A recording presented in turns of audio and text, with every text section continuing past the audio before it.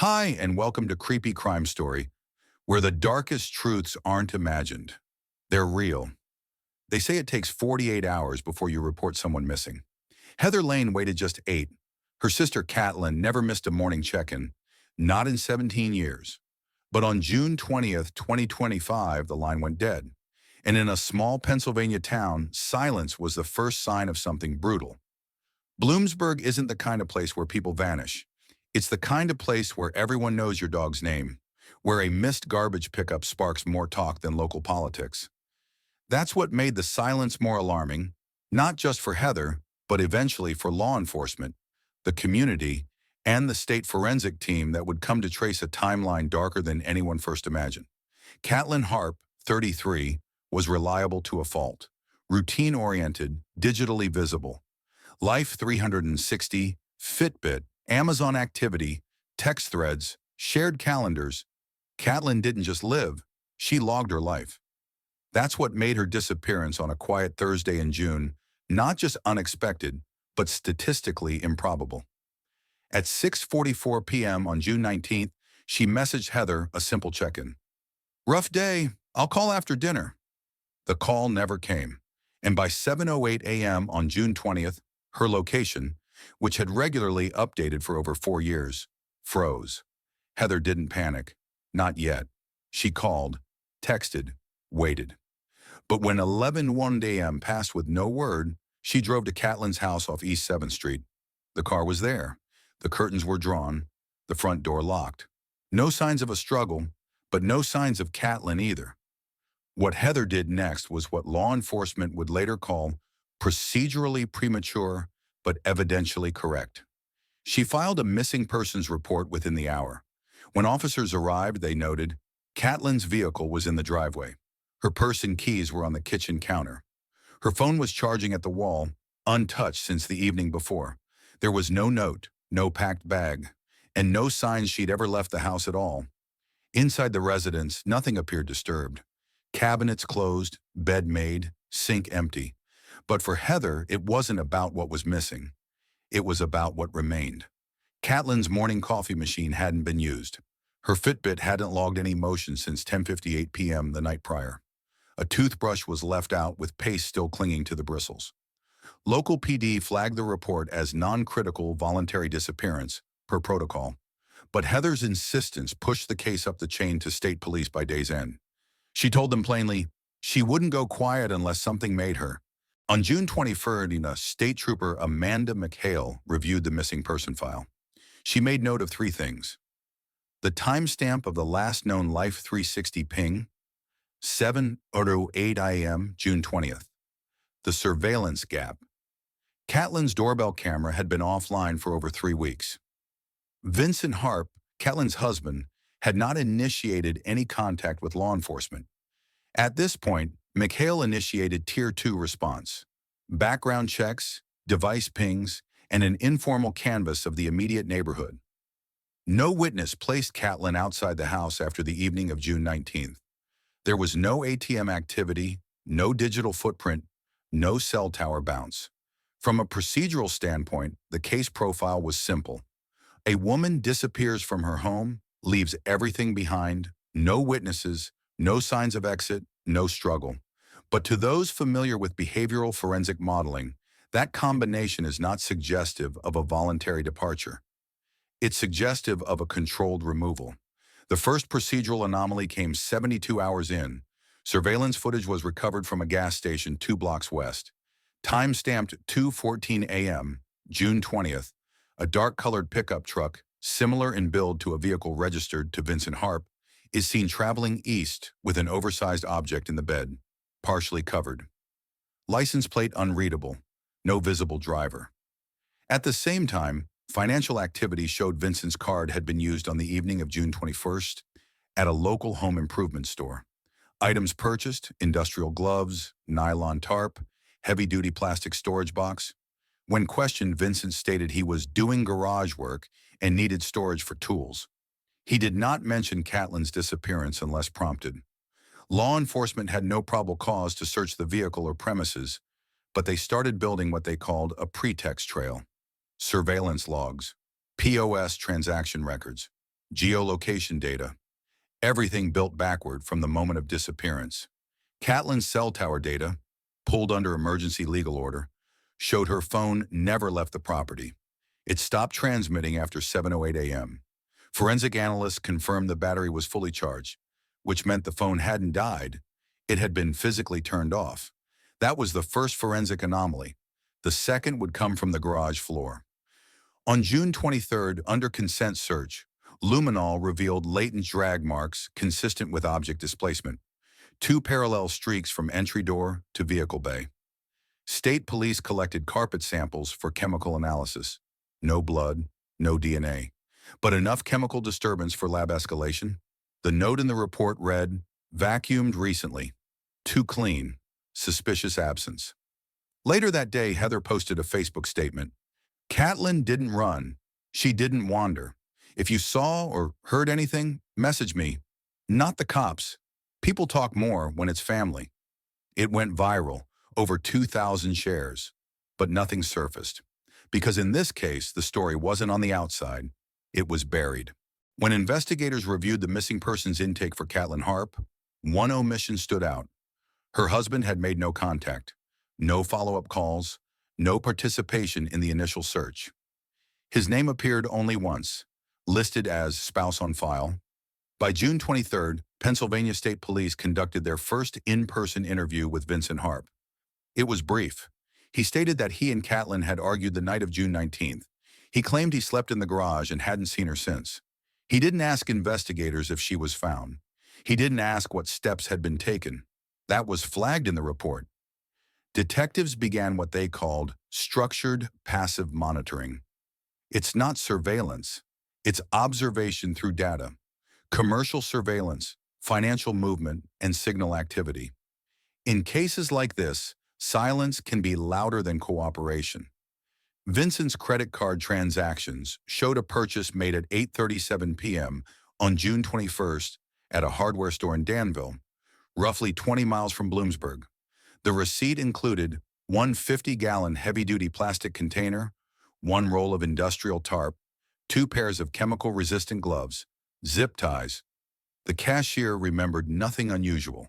The store's camera captured a man matching Vincent's physical description, wearing a baseball cap and surgical mask. He paid in full and left without incident. This transaction occurred nearly 48 hours after Catlin's last known digital presence. Digital forensics confirmed Vincent's mobile device was active during the period. Geolocation logs from his Google account placed him on a 2-hour drive between his home and a remote wooded area in Columbia County. The first trip was logged on June 20th at 6:12 p.m. The second, June 21st at 9:31 a.m. The destination? A former property once owned by his late uncle, now held under a shell LLC with no recorded maintenance visits since 2021. That information was not disclosed voluntarily. It was identified through property records linked to Vincent's former business registry. When questioned about these trips, Vincent said he was clearing old tools. No evidence of tools was provided, no photos, no contact with the current listed property holder. Investigators submitted a formal request for satellite imaging through third-party data providers. Imaging from June 21st, enhanced using thermal analysis, showed disturbed ground near the property's ridgeline. Investigators flagged the coordinates. At this point, the case had not yet transitioned to a criminal investigation, but internally the task force was preparing for body recovery protocol. It wasn't the presence of evidence that raised alarm, it was the uniformity. "The data aligned too cleanly," said Trooper McHale. Sometimes that was the problem. Parallel to forensic review, detectives began examining Vincent's call history. His phone showed no outgoing communication to Catlin after June 19th, no incoming either. All texts from Heather Lane went unanswered.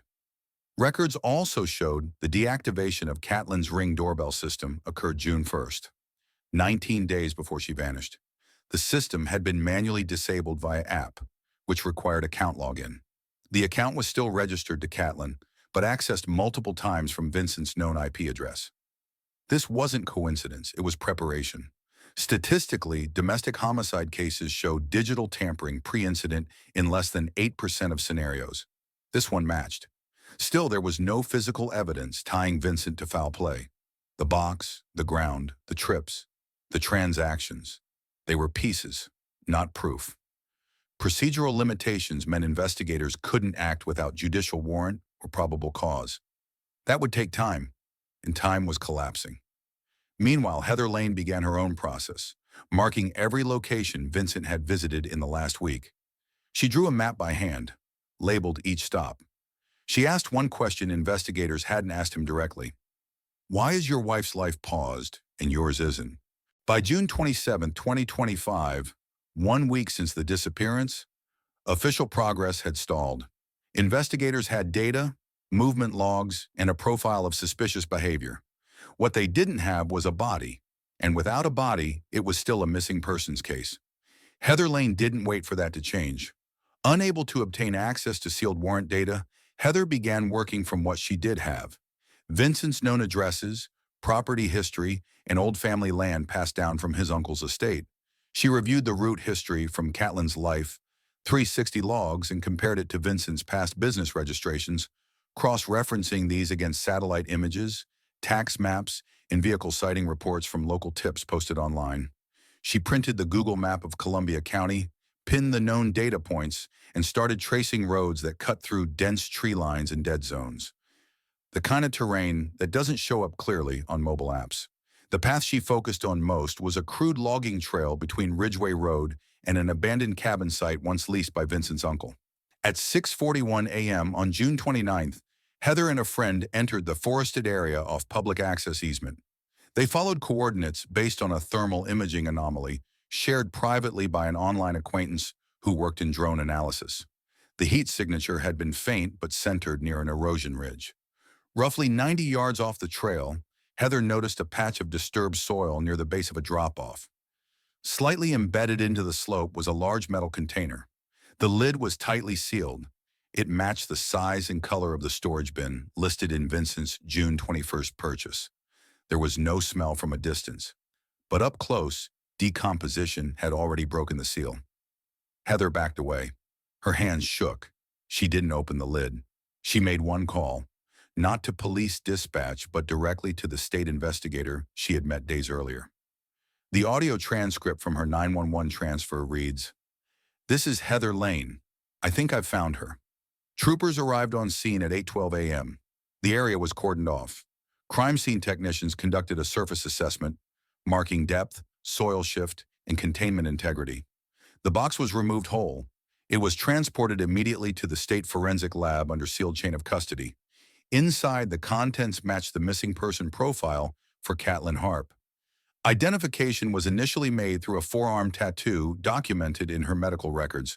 Full autopsy was deferred until toxicology and external trauma evaluation could be performed under sterile conditions. At that moment, the case was reclassified from missing to suspicious death. Not yet homicide, but no longer uncertain. For law enforcement, Heather's independent discovery was both a breakthrough and a complication. It forced acceleration of the timeline. It put public pressure on the case, and it brought a clear shift in tone. The same evening, Trooper Amanda McHale noted in her field report, "Civilian-led location resulted in recovery of remains. Unorthodox but effective. Subject matter of container, environmental position, and concealment suggests deliberate placement. Further forensic review pending." Internally, that changed protocol. Search efforts were suspended. Resource load shifted to body trace evidence, container prints, and environmental particle analysis. Externally, media interest surged. The story was no longer about a missing woman. It was about a sister who refused to let the system wait. And in communities like Columbia County, where things don't disappear without being noticed, that refusal mattered. On June 30th, 2025, the 50-gallon container recovered from Columbia County arrived at the Pennsylvania State Forensic Science Lab under sealed chain of custody. The external label had been scrubbed, but manufacturer code etched along the base confirmed it was produced in Q1 2024 and distributed through regional Lowe's retailers. The receipt from June 21st matched the product SKU. The item had been purchased in-store in cash, with no loyalty account attached. What mattered now was what was inside. The box had been stored for approximately 9 days in a wooded environment with average daytime highs of 86 degrees and overnight lows in the mid-60s. The internal temperature upon discovery was 92 degrees Fahrenheit. Based on that, forensic analysts estimated the rate of decomposition had accelerated within the sealed environment, creating an internal pressure shift and bacterial bloom consistent with containment death. Upon opening, the body was positioned in a forward fetal curl. No restraints, no gag. Fingernails on both hands were intact with no embedded foreign material. The victim wore a single piece of loungewear, a t-shirt and sleep shorts, matching what witnesses said Catlin typically wore at home. Initial external examination found no bullet wounds, no defensive cuts, no blunt force trauma. Post-mortem interval was consistent with death occurring between 10 p.m. June 19th and 3 a.m. June 20th. The cause of death was deferred pending soft tissue analysis and internal scan. Trace evidence collected from the inside walls of the container included human hair strands, partial roots intact, transfer fibers, synthetic polyester, beige in color, partial palm smear on interior lid, latent lifted using gel lift technology, pollen particles in soil consistent with deciduous terrain, matching the recovery site. DNA analysis on the palm smear was expedited. Result: male contributor. CODIS returned no match.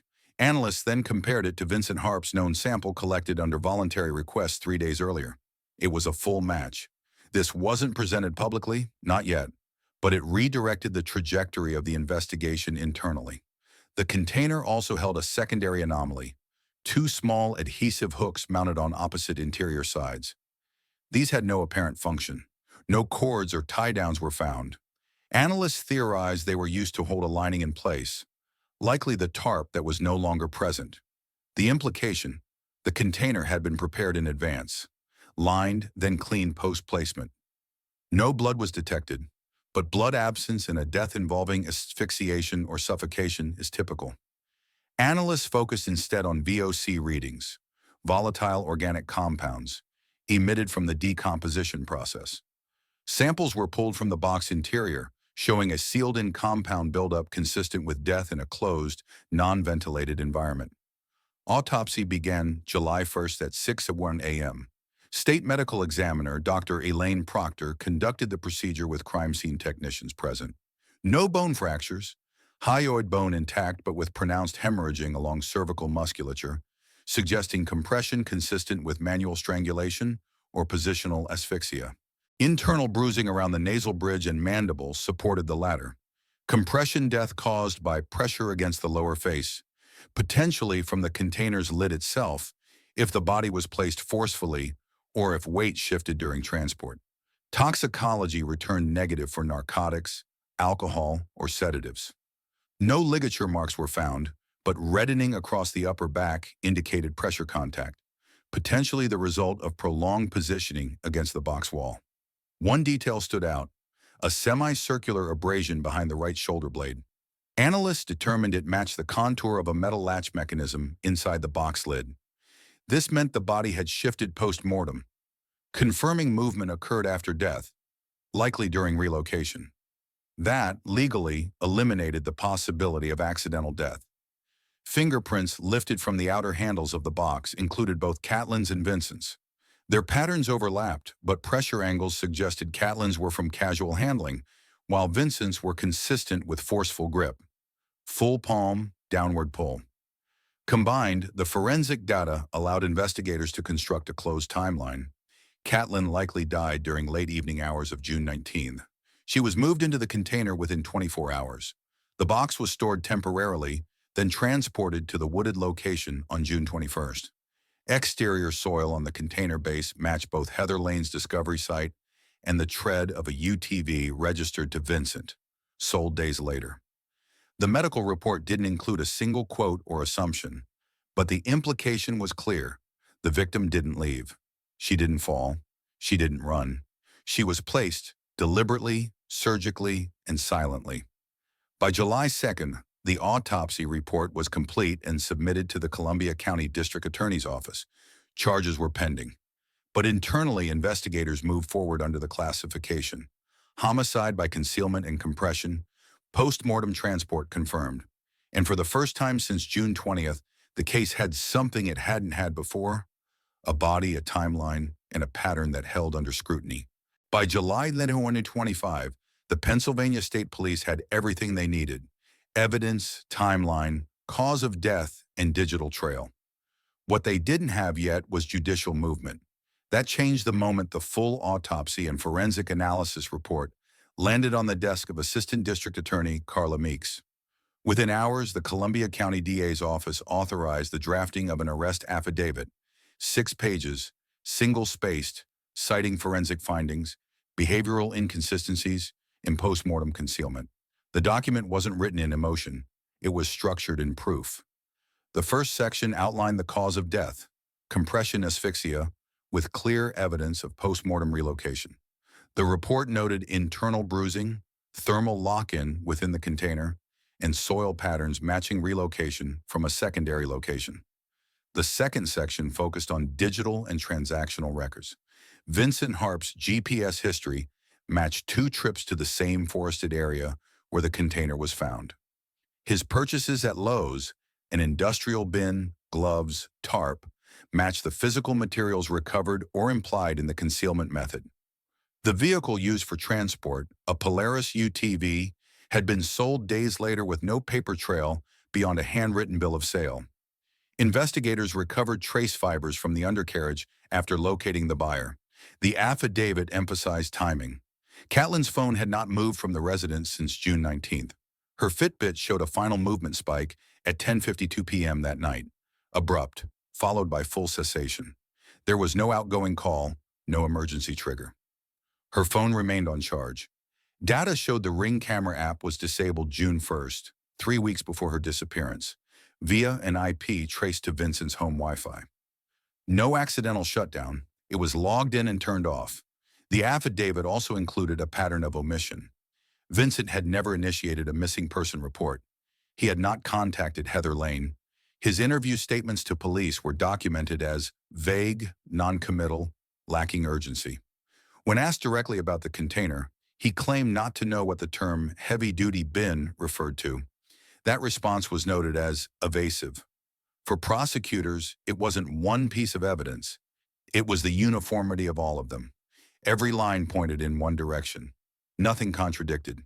And that, as one investigator put it, isn't normal in open-ended cases.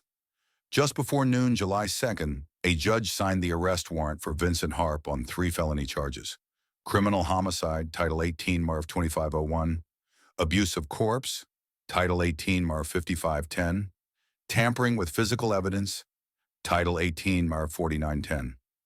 The warrant was executed that evening without incident. Vincent was located at a property in Snyder County, sitting alone in his vehicle outside a convenience store. No resistance, no statement. He was booked into Columbia County Jail at 6:37 p.m. Bail was denied. In rural cases, indictments often take longer. Evidence moves slower.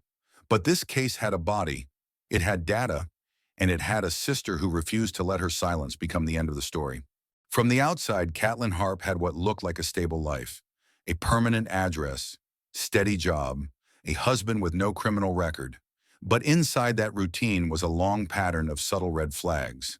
None of them legally actionable, all of them easy to dismiss. In the weeks following Vincent Harp's arrest, investigators conducted a secondary review of Catlin's communications. No one had flagged her for domestic violence reports. No protective orders were on file. But privately stored messages and metadata, text drafts never sent, voicemails saved but not shared, painted a different picture. One text dated June 15th, never sent: "He keeps watching me. I can feel it even when he's not in the room." Another, buried in her cloud account's deleted folder, had been drafted on June 10th. "If anything happens to me, it wasn't an accident." The review found no reports filed with HR, law enforcement, or neighbors. There were no witnesses to abuse, but there were patterns: withdrawal from family, abrupt financial account changes, and calendar entries modified to hide her location from shared apps. Forensic analysts recovered location data that showed Catlin had manually paused her GPS on June 5th. the only time she had ever done so in 4 years of using Life 360. That pause lasted 16 minutes. According to system logs, it was immediately reinstated after a change in account access. Her personal laptop, collected post-mortem, revealed that several browser tabs had been opened to support forums for emotional isolation. None of them were bookmarked. There were no comments, no messages sent, just pages opened, then closed. This wasn't the story of a woman who feared for her life publicly. It was the story of someone who had grown used to being dismissed. And yet, despite that, no part of the case's evidentiary profile relied on motive. The homicide charge stood entirely on physical evidence: the body's condition, forensic relocation indicators, and post-death concealment. No jury would be asked to speculate on emotion, but those reviewing the full case file couldn't ignore the backdrop. Detectives also confirmed that Catlin had attempted to set up a private bank account 2 weeks before her disappearance. The account was approved but never funded. No withdrawal had been made. Her joint account with Vincent remained active until June 19th. Digital timestamp logs from her personal devices show that her phone was unlocked for the final time at 10:53 p.m. that night, 1 minute after her last Fitbit movement. The screen was accessed, but no messages were sent and no calls made. Then it went dark. The next time the device came online, it was through forensic extraction software. In the field, cases like this don't raise alarms early because the signs don't surface loudly. They show up quietly, in canceled plans, muted apps, and messages typed but never sent. There's no statute that criminalizes isolation, and no algorithm that prioritizes silence. That silence extended to the household too. Interviews with neighbors yielded minimal information. No one reported disturbances. No one recalled screams. But several mentioned seeing Vincent outside unusually early on the morning of June 20th, hosing down the driveway. No surveillance cameras faced the house. It's worth noting that this case was never initiated by police patrols, nor discovered through accident. It was pushed forward by one person, Heather Lane, who didn't accept a quiet explanation for a sudden disappearance. And in doing so, she forced an entire system to look closer. There's a reason investigators call this kind of murder a slow crime. It doesn't start with violence. It starts with disconnection. By the time law enforcement is involved, the damage is already irreversible. By July 3, 2025, with the arrest secured and Vincent Harp in custody, the Columbia County District Attorney's Office moved into its next phase, preparing the prosecutorial file for criminal proceedings. In cases like this, where there's no confession, no eyewitness, and no direct recording of the crime, the strength of the case lies in cohesion. Each piece of evidence has to not only stand on its own, but reinforce the others without redundancy. That's what they built. The case file was structured into 5 integrated categories. 1. Forensic body evidence. Autopsy findings were prioritized. The final medical examiner's report detailed death by compression asphyxia, with supporting trauma patterns inconsistent with accidental injury. The ligature-free but positionally restricted state of the body, plus hemorrhaging patterns around the neck and jawline, pointed to intentional force applied in a confined space. The bruising on Catlin's scapular region, matching the latch inside the storage container, established post-mortem movement. That alone eliminated the possibility of spontaneous death inside the container. 2. Trace and environmental data. Investigators presented lab-confirmed soil match between the box base and terrain from the disposal site. They included VOC data indicating sealed decomposition inside a closed vessel. Fingerprint analysis showed a full palm transfer from Vincent on the inner lid. Analysts also provided particle samples from the UTV he had sold, containing fibers consistent with Catlin's clothing and container fragments. 3. Digital timeline. GPS logs tracked Vincent's movement from his residence to the wooded location twice, once shortly after Catlin's phone stopped transmitting, and again following the Lowe's purchase of the storage bin. His phone showed a data dead zone during the time frame Catlin disappeared, a gap which coincided with the absence of digital activity from her devices. Combined with the deactivation of the Ring Camera app, accessed from a Wi-Fi IP at their home, the timeline demonstrated planning and concealment. 4. Financial and transaction records. Surveillance footage from Lowe's, matched with timestamp receipts, confirmed Vincent's purchase of gloves, bin, and tarp. Investigators documented a cash transaction, a detail not criminal in itself, but indicative of effort to avoid traceability. Less than 48 hours after Catlin's disappearance, Vincent attempted to liquidate joint assets. He sold the UTV privately, accepted cash, and did not report the sale. 5. Behavioral analysis. While not the centerpiece of the case, his demeanor and omissions helped paint the prosecutorial outline. No 911 call, no search effort. His initial statements to police failed to include critical timeline details, only revealing travel to the woods after data had already confirmed it. He claimed no knowledge of the container, but forensic evidence contradicted that. Assistant District Attorney Carla Meeks's approach avoided theorizing. Instead, she anchored the narrative in what could be proven physically and digitally. No appeal to emotion, no attempt to define motive. The argument was structural. Catlin was alive on June 19th, and every action taken afterward pointed to one person systematically removing her, then her presence, from their shared environment. A grand jury hearing was scheduled for July 10th. Preliminary interviews with jurors revealed a cautious openness to evidence-heavy presentation. No one wanted to hear speculation. They wanted documentation, and the prosecution had plenty of it. It's important to note that the strength of this case didn't rest on an explosive twist or a confession. It was built the way most real convictions are: layered, logical, deliberate. The kind that withstands scrutiny because it leaves no usable room for reasonable doubt. And that's what made it dangerous for the defense. The morning of June 29, 2025 did not break quietly in Tioga County.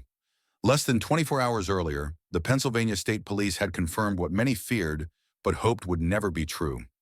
The remains found inside a large metal toolbox at a residential property on Ekman Road belonged to 33-year-old Catlin Harp. Her body had been hidden there for 9 days. The chain of custody was unbroken, and the cause of death had been preliminarily classified as homicidal violence.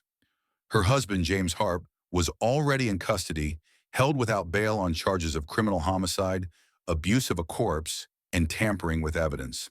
By the morning after the announcement, the front yard of the Harp home had turned into a media staging ground. Tripods stood like monuments to disbelief.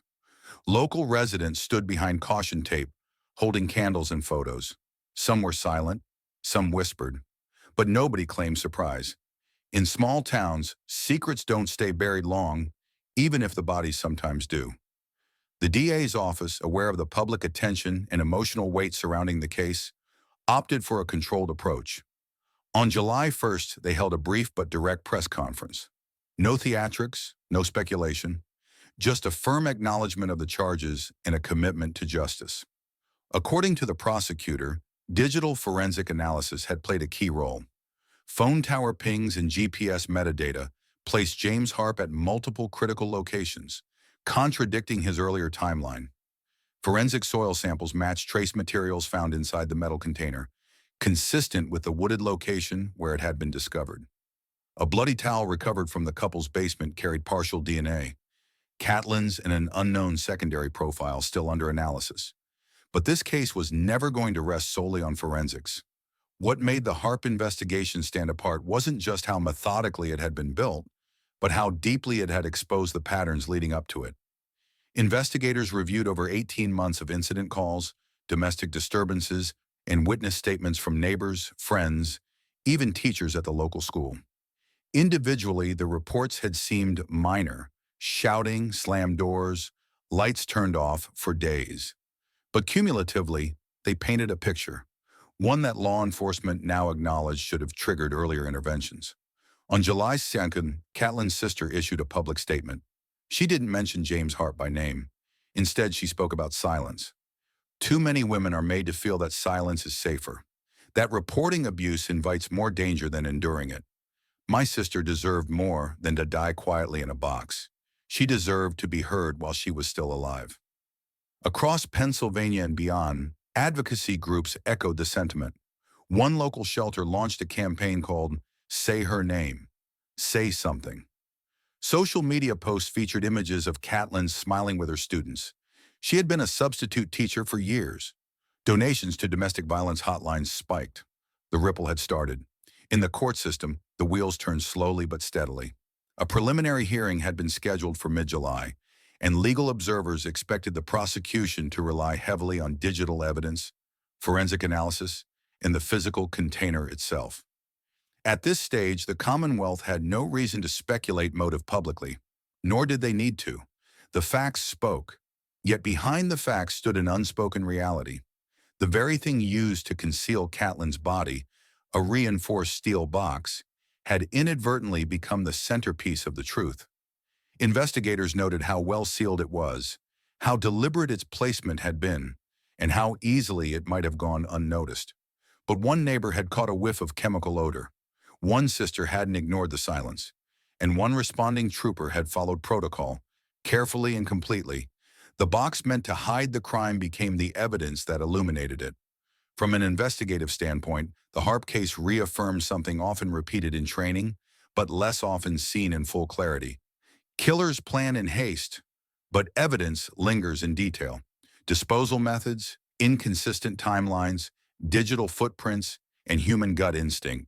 None of them alone solve a case. But together they build a wall the truth can no longer scale over. For the community, healing would be long. Memorial services were held in private. No spectacle, just closure, if that word even applied. And for law enforcement, the work continued. New review protocols were quietly introduced for domestic calls within the county. Officers received an updated checklist on potential lethality indicators. Small adjustments, maybe, but the system wasn't looking the other way anymore. In the end, justice in Catlin's case would not be defined by a single courtroom verdict. That would come, yes, but the broader justice lay in accountability, in the hard questions being asked not just of one man, but of a town, a system, and a culture. As of July 3, 2025, James Harp remains in custody, awaiting further court proceedings. He has entered no formal plea, his attorney has issued no statements, and the box he used, once a symbol of concealment, sits in police evidence storage, sealed, numbered, cataloged. But people remember now. That matters. No one ever thinks a quiet street or a familiar face could become the center of a homicide investigation. But stories like Catlin's remind us, danger doesn't always look like a stranger. It can live behind closed doors, under the weight of silence. If this case taught me anything, it's this. Listen when something feels wrong. Ask the second question. Speak up even when it's uncomfortable. You might not just be saving someone's life. You might be honoring someone who no longer has the chance to speak. What do you think we, as a community, could do better when it comes to recognizing the signs of hidden abuse? Have you ever witnessed something that didn't sit right with you? If this video resonated with you, let me know where you're watching from, or what this case made you reflect on. And if it didn't, tell me why. I welcome every voice here. If you found this video meaningful or it touched your heart, consider subscribing to the channel. Your support helps share stories that matter and might even help prevent the next tragedy.